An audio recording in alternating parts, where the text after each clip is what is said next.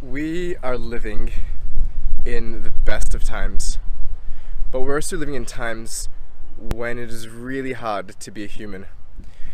We live in an age that has so much interconnectivity thanks to the amazing technology that we've created.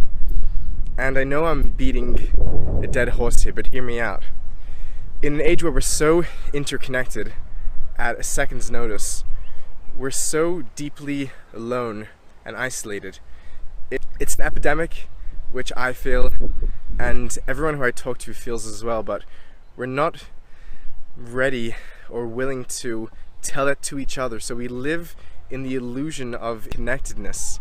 And the things that are supposed to make us happy, all of our material affluence and comfort and success and status, just ends up making us feel empty and trapped, sort of gilded by these golden chains of prosperity.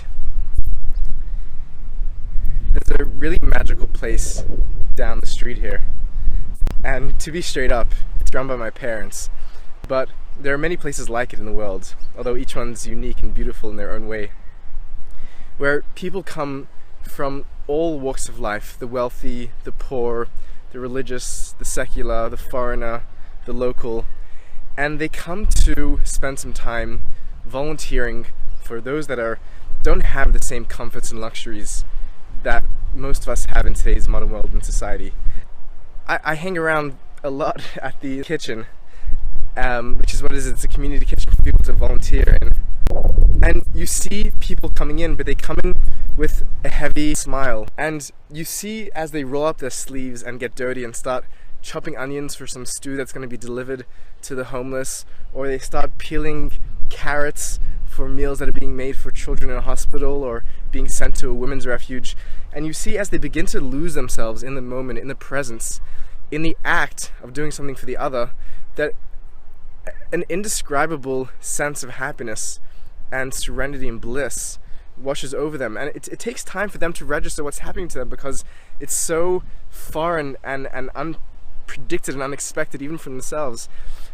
And the connections which they form with one another in that moment of giving is incredible. And it got me thinking, what is happening here? How does that happen, that we come from such wealthy, comfortable places but need something so basic as giving to make us feel whole again?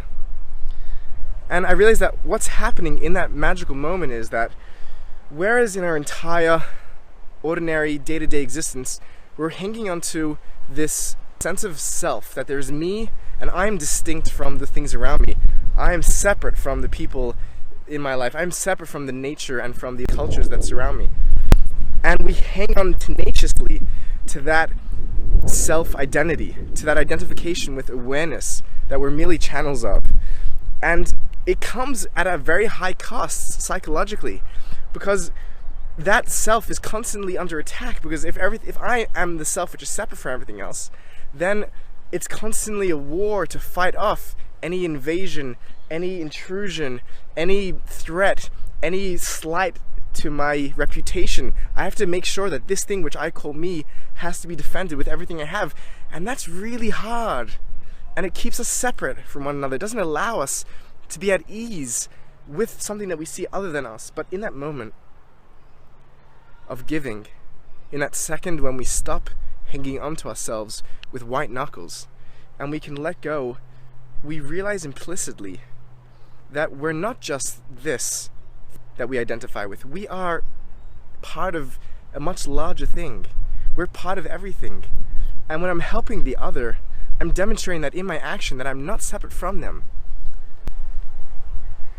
And in that moment, we find redemption, we find salvation, we find immortality. Because the self that is just this, that is just me, just here, just now, that will die one day, at the right time. Peacefully, hopefully. But the self that is everything, that is me and the other, that is me and the earth, that doesn't die, because that continues on, and I'm just a small part, I'm just a small ripple in that ocean, in that wave. So if you're feeling lonely, if you're feeling lost, if you're feeling aimless, if you're feeling isolated, know firstly that so am I and so are we. And know that there are things that you could do to help that. And I'd really, really recommend taking some time to volunteer. The amount of psychological studies that back this up are enough to cover a small pond. Take an hour on a Sunday, take some time off, and do something silly for someone else. Something that tells you that I am not as small, as separate, as isolated, as lonely as I think I am. Love you.